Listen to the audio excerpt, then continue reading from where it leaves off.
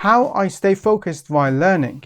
The answer is simple, with my 3 personal effective techniques.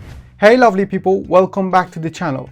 Today we're diving into a topic that I know a lot of us struggle with, staying focused while learning. Whether it's reading a book, listening to a podcast, or watching an educational video, distractions are everywhere.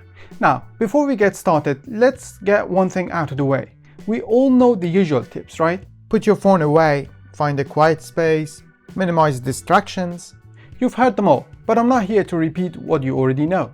In this video, I'm going to share with you 3 techniques that I personally use to keep myself focused and mindful during my learning sessions. These are methods that have really helped me, and I think they might just do the trick for you too.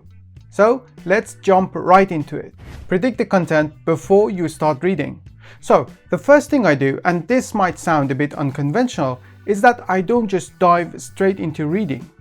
Before I even start a chapter or a section of a book, I take a few moments to scan the title and subheadings. Then I try to predict what the author is going to say. This little mental exercise gives me a sense of direction and purpose.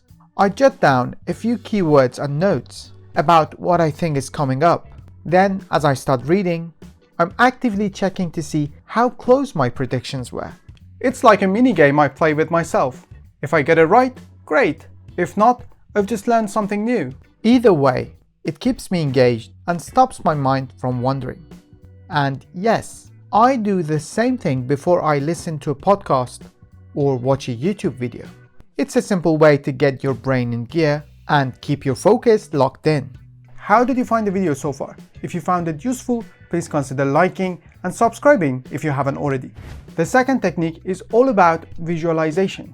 When I'm reading, I try to turn the words into pictures in my mind. It could be a scene, a diagram, or just a vivid image that represents the concept.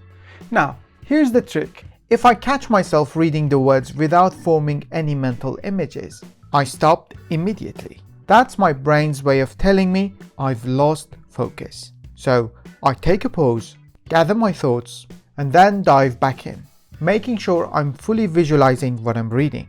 This technique is especially handy when I'm reading something complex. And yes, it works for podcasts too, although you don't need it for YouTube videos, since you've got the visuals right there in front of you. The third technique is probably my favorite. Whenever I'm reading, I like to have a little dialogue with the book. It's not as weird as it sounds, I promise. What I mean is that I mentally comment on what I'm reading. I might think, I agree with that, or I'm not so sure about this, or even, interesting, I didn't know that. These little mental notes help me stay engaged with the material. Sometimes, if I've got a strong opinion or an idea pops into my head, I'll stop and write it down. What's fascinating is that these dialogues have often sparked some pretty creative ideas that I've later turned into content for my own YouTube videos.